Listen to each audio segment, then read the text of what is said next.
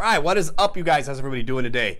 Welcome to the question and answer video. I can't call it Ask Girl Anything because that would be blatant plagiarism. So I'm just going to call this Ask Me Something as long as it's not too uncomfortable. So this is the third time I've recorded this. The first time, which would have been last night, I got a new lav mic. So I got everything set up and everything, and so I was like a half hour into recording and the freaking battery died on my phone. The second time I got this mic, I had it up here, this lav mic. Dude, I don't know who designed this thing, but it is the hottest mic I have ever heard in my life.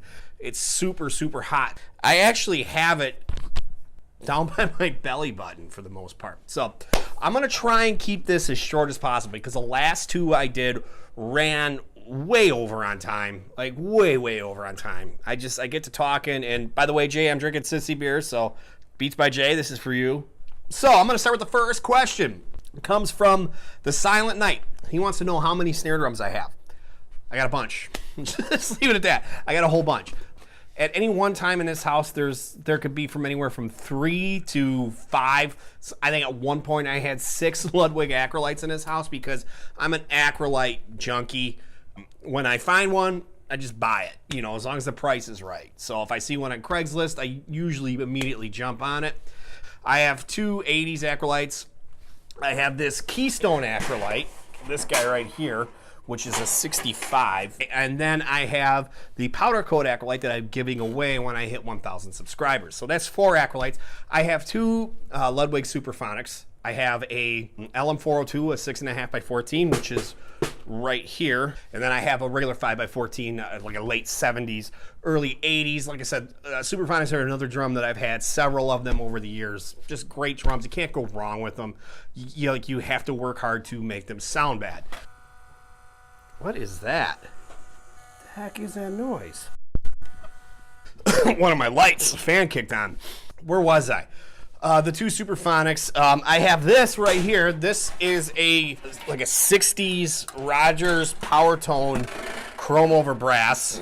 I bought this a couple years ago. I love this snare drum. It freaking growls. I actually used this on my Burn cover, and I used it on my Sex Machine cover because I didn't want to tune up my LM4 too. I didn't want to change the tuning on that because I kind of had it where I like it, kind of a medium tuning, and I wanted something that cracked, and chrome over brass cracks. So I love that snare. I don't use it enough, and it's got a tuning range. You can do anything with it, and they're actually not really expensive snares. You can usually find them for a couple $100.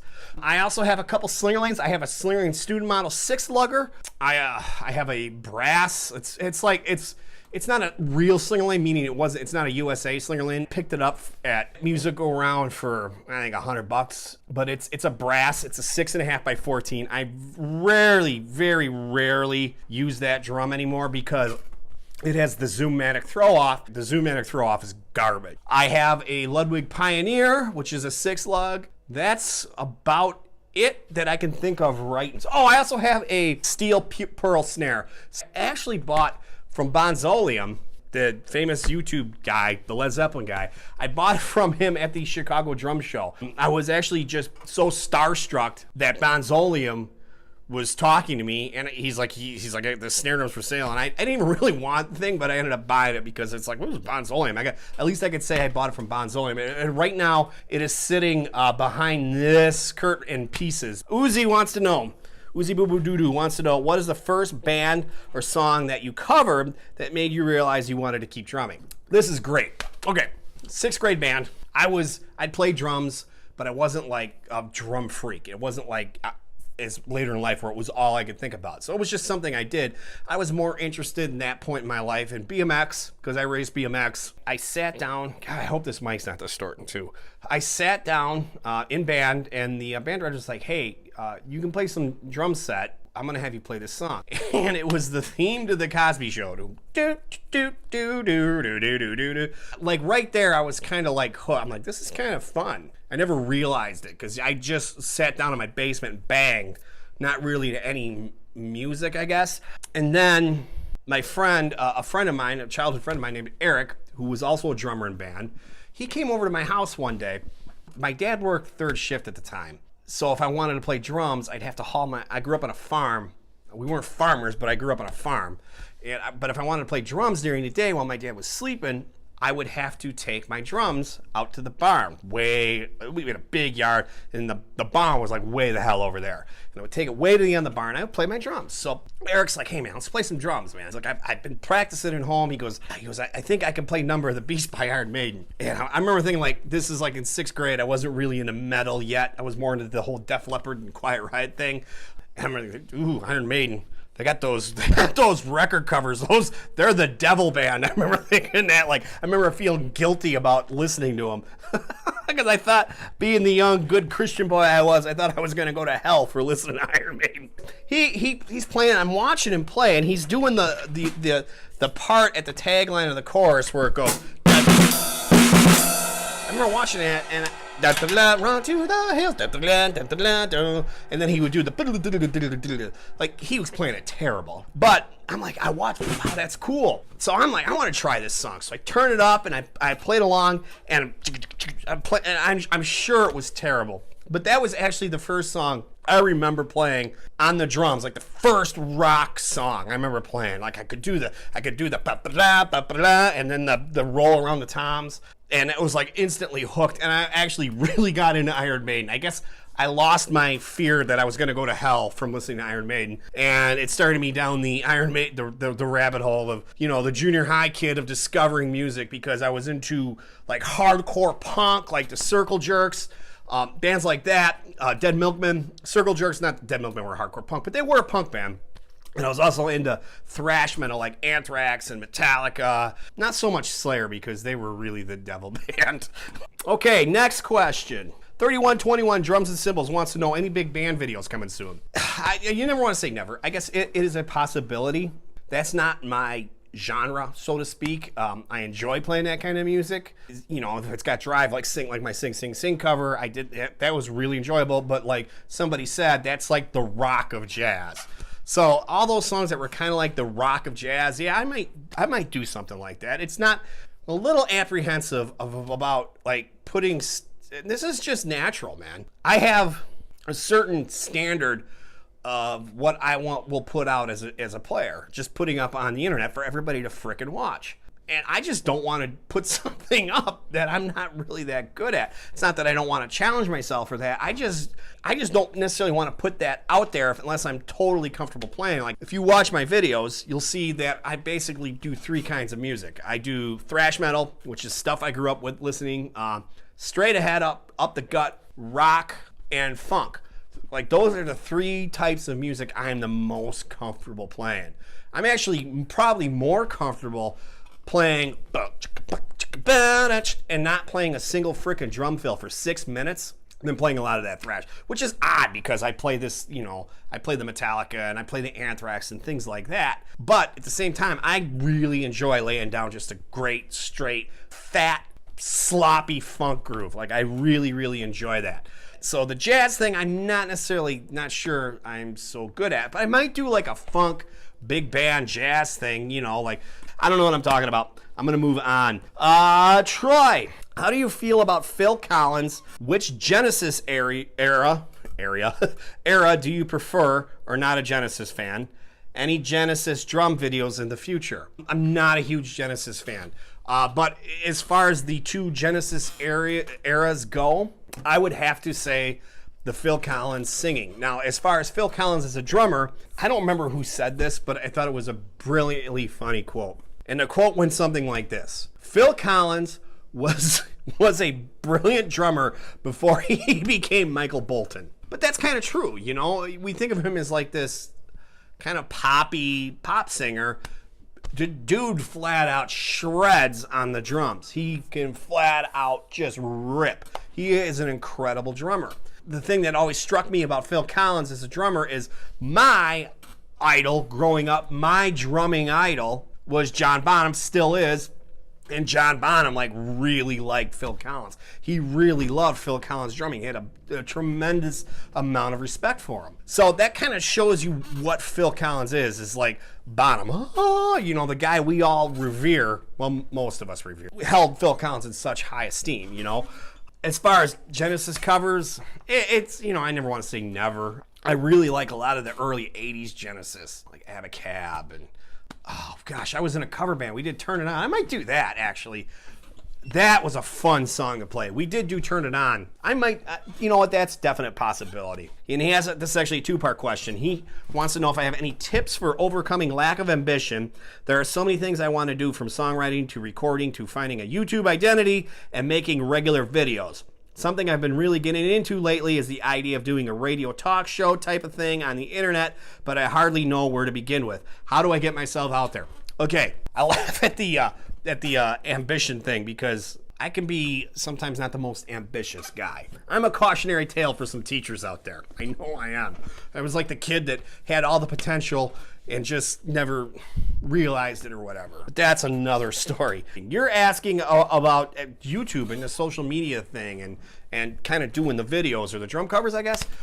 I always say there are three types of people when it comes to doing a startup like something like this, okay? There are those that talk about it, get into a lot of planning, and then they sweat so many of the details, they lose sight of the big picture, okay? There are the other kind that plan, get everything perfect, and then do it. And then there are guys like me who literally just do it.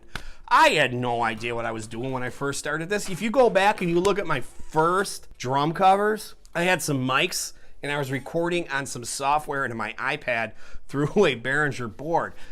Didn't sound good. I just got better as time went on. It was just this process of trial and error. And now, for a guy who had no recording experience whatsoever, my freaking covers sound pretty damn good. Like, I'm shocked, like, how good my drums sound. You know, my advice is just do it. As far as songwriting goes, I've talked about this before. I'm a teacher at a music school, but there's some kids that have a band, and these kids can freaking shred. They're in their like 19, 20-year-old range like that. They were all students at the school, but these kids are absolute freaking shredders. This band is so good, I will put them up with anybody who's got 30 years of experience playing in a band. Here's the thing though. They haven't written any songs. They've written like 2. And I remember, I'm like, dude, you guys got to write some songs, man. And the kid's like, well, our songs just aren't that good. I'm like, yeah, that's the point. Because not everybody starts off writing great songs. Most people don't. They start off writing terrible songs. I remember the first songs I ever was part of writing in a band. A song called Action in the Night. It makes me feel so good inside. I remember like, those lyrics are great. It's absolute poetry. Action in the Night. What kind of we were freaking 16 years old. What kind of action were we getting? Like, the most action we would get is some ditchweed in the back of my buddy Ralph's Grand Prix. You know, maybe get a handful of boob. That was like the tippy top of our action. We knew nothing about action. So the song was terrible, but the point is we got better. We eventually got better. We got better at the whole songwriting thing, you know? Nobody starts off writing great songs. Nobody starts off great on this whole YouTube thing. I'm still getting better. You know, my videos are getting better with time. You know, you look at the early ones, they're terrible. Now they're better. You know, I'm slowly improving everything. Taking feedback from people and applying it. So take that constructive feedback and apply it to what you're doing. Dino Mezzina, I hope I pronounced that right, Mezzina, would like to hear the story about this guy right here, my Green Sparkle Ludwig kit. This particular kit I bought at Music Go Round.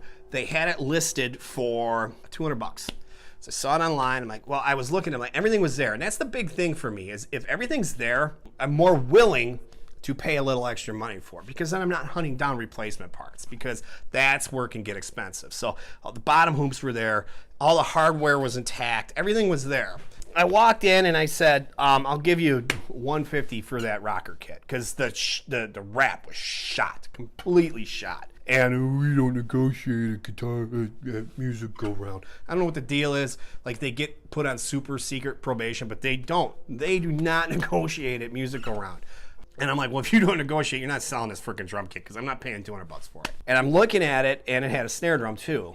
And I said, how about this? You keep the snare drum, You sell it to me for $150, and you can sell that snare drum all day for $75. And he actually jumped on it. I don't know if I got the guy fired, but he did actually jump on that deal. So I got it. I took it home. I got the old wrap off because the old wrap was shot, just completely shot. It was all scratched up. It was cracking in some spots. I used a heat gun and peeled it off. And then I took the same heat gun and a putty knife and got most of the old glue off, tried to get most of it off.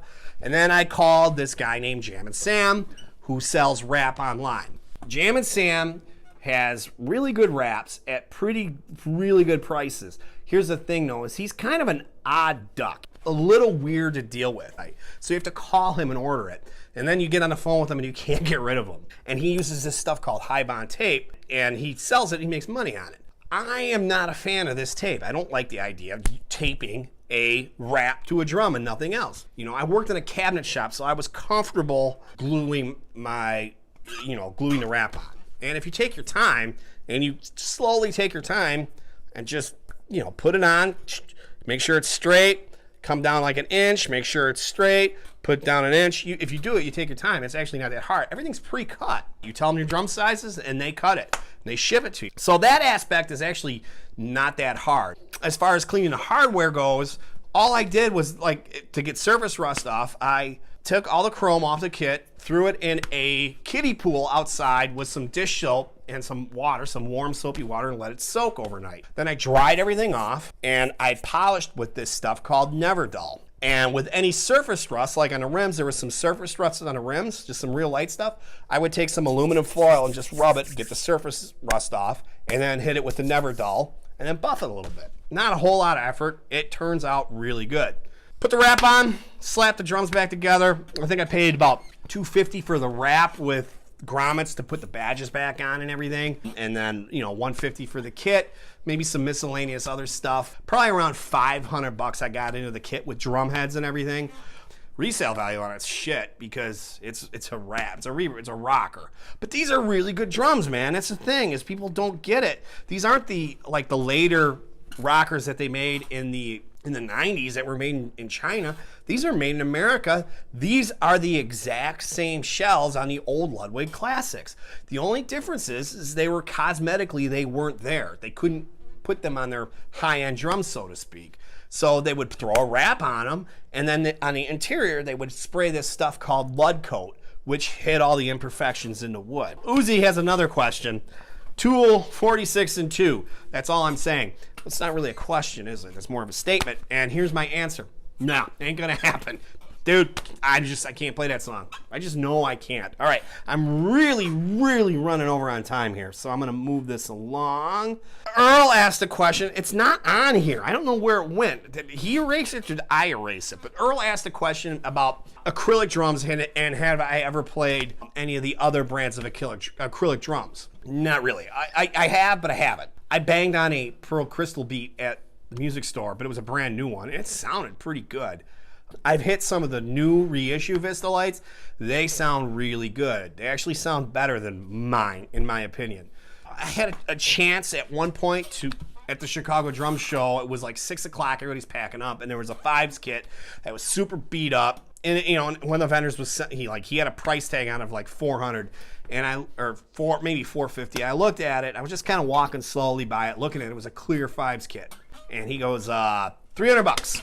And I'm thinking in my mind, I'm like, all right, $300, because obviously there was missing parts. I'm going through my head, how much is this going to cost me to get this drum set up and running? And before I could even say yes or no, somebody swooped in and bought it for the $300. I don't feel bad about that one because I don't like buying something like that unless I'm sure, that I'm not going to lose a whole bunch of money on it or have to mortgage my house to get parts for it. I mean, I don't know how common Fives drum parts are. I don't know how easy they are to find. I know Ludwig stuff is pretty easy to find. And I remember you asked something about the Slingerling Phantom. Here's another thing. A guy had one of those listed on Craigslist a while back, a few years ago, and he had wanted like crazy money for it. He wanted like $1,000 for it, and it was beat, missing hoops and it might even have had some cracks in it. It was hard to tell because the pictures are super grainy. He had it listed as a Ludwig. The only thing Ludwig on that kit was actually the head on the bass drum. Some of the drums were definitely Fives, but the other ones had Slingerling lugs, and they definitely had sling link badges, so I could, you know, really zoom it out and see. I didn't, obviously, the dude wanted way too much money for it, so I wasn't gonna hop on. I'm not gonna pay $1,000 for a drum set and pieces just because it's old. So to answer your question, no, I really haven't. I think the newer acrylic drums are superior to the ones that were made in the 70s.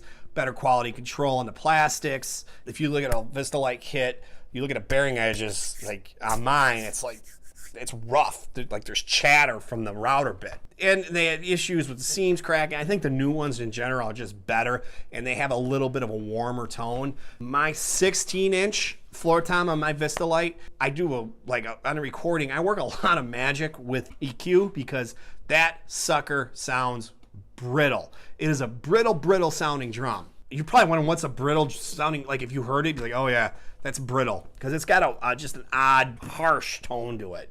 It really does. So I do a lot of warming of that drum with EQ, and it's super punchy, but I'm actually warming it up too. All right, and the last question is from Drum Man. He wants to know if I'll ever get a custom drum from a custom drum company. It's always a possibility. At one point, I was thinking about getting a snare drum from a custom drum company. There's a company around here called Rat Rod Drums. A lot of the local drummers around here have had snare drums made by him, so I contacted him and inquired about it. I wanted to have a special wrap on it, like a screen printed wrap from my band's CD, like the artwork. I wanted it on a snare drum. I thought it would look cool. By the way, that band is called Red Belt. If you listen to all the outro screen on all my videos, that is Red Belt. That's one of our songs. I had inquired about that, and it was I think it was like $600. Custom wood, done at throw off, the custom wood, custom finish, or the custom with the custom wrap and the throw off. I think he said it was like $600. Wood, I think, dude, he could make it out of any wood he wanted, but his thing was he was using bamboo, which I was actually a little curious about what a bamboo snare drum would have sounded like. But as far as a whole kit, it's probably not going to happen. I can't see myself dropping $6-7 grand on a drum set. Very rarely do I buy a drum set for more than $1,000. Hell, more than $700. Most of my drums are in that $700 and under price range that I paid for, whatever. Get a text message coming up here. All right, I'm just gonna ignore that. Pretend like that never came in. Yeah, I'll be there soon. All right, so I hope you guys all enjoyed this video of Ask Me Something, but make sure it's something I want to answer. I don't know. All right, I'll see you guys next time, and check out Wednesday for the new cover. Talk to you later. I kept this under 30 minutes, by the way.